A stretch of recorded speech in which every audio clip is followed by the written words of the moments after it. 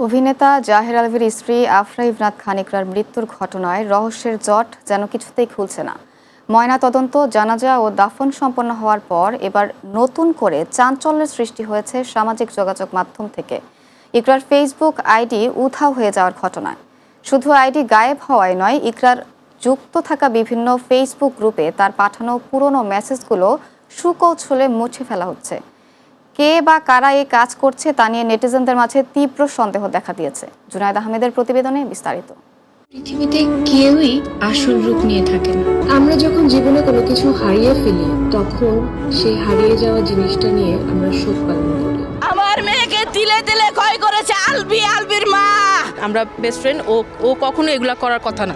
অভিনেতা জাহের আলভীর স্ত্রী আফরা ইবনাত খান ইকরার ঘটনায় রহস্যের জট যেন কিছুতেই খুলছে না। ময়নাতদন্ত, জানাজা ও দাফন সম্পূর্ণ হওয়ার পর এবার নতুন করে চাঞ্চল্যের সৃষ্টি হয়েছে সামাজিক যোগাযোগ মাধ্যম থেকে ইকরার ফেসবুক আইডি উধাও হয়ে যাওয়ার ঘটনায়। শুধু আইডি গায়েব হওয়াই নয়, ইকরার যুক্ত থাকা বিভিন্ন ফেসবুক গ্রুপে তার পাঠানো পুরনো মেসেজগুলো সুকৌশলে মুছে ফেলা হচ্ছে। কে বা কারা এই কাজ করছে তা নিয়ে নেটিজেনদের মাঝে তীব্র সন্দেহ দেখা দিয়েছে। অনেকেই ধারণা করছেন মামলার তদন্ত অন্যদিকে ঘোরাতে এবং ইকরার করা অভিযোগের সত্যতা আড়াল করতেই কেউ হয়তো সুপরিকল্পিতভাবে প্রমাণ লোপাটের চেষ্টা করছে।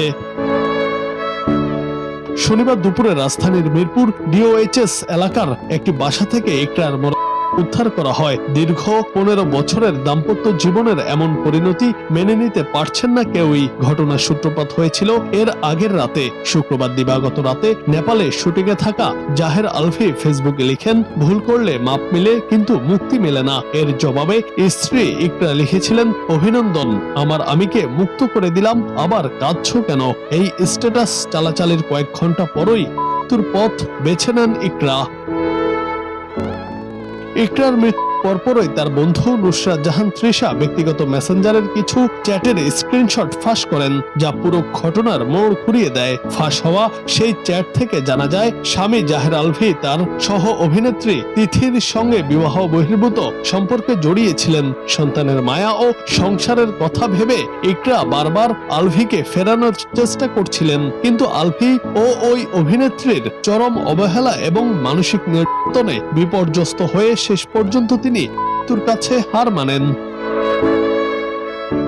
এই ঘটনায় সবচেয়ে হৃদয় বিদারক দৃশ্য দেখা যায় হাসপাতালে। ইকরার নিথর দেহ মর্গে পড়ে থাকলেও সেখানে জাহের আলভীর পরিবারের কেউ আসেননি। এমনকি ইকরার একমাত্র পুত্র রিজিককেও মায়ের মুখ শেষবারের মতো দেখতে দেওয়া হয়নি। পরে আইনি প্রক্রিয়া শেষে ইকরার নিজ গ্রাম ময়মনসিংহের ভালুকায় নিয়ে যাওয়া হয় এবং সেখানেই তার জানাজা ও দাফন সম্পূর্ণ হয়। এদিকে ইকরার স্বামী অভিযুক্ত জাহের আলভীর অবস্থান নিয়ে তৈরি হয়েছে চরম ধোঁয়াশা। স্ত্রীর মৃত্যুর পর তাকে দেখতে আসেননি আলভী। তাছাড়া দেশে ফিরেও তিনি আত্মগোপনে রয়েছেন বলে শোনা যাচ্ছে। জুনায়েদ আহমেদ, বাংলা টিভি।